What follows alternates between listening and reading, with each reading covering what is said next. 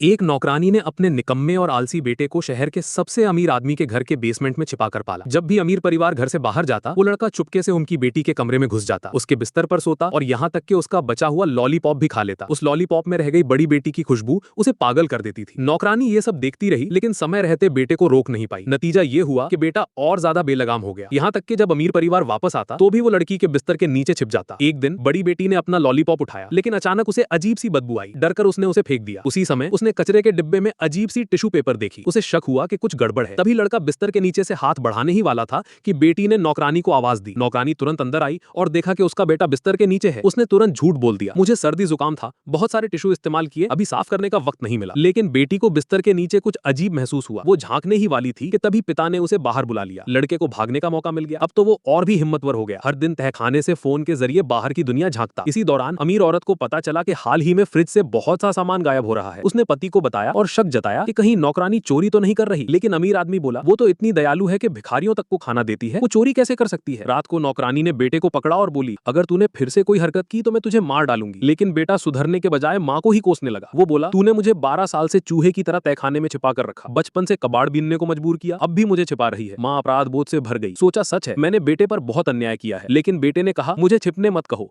अब मैं आजादी से जीऊंगा। और सचमुच जब भी अमीर परिवार बाहर होता, वो चोरी छुप के बाहर निकलकर मनमानी करता।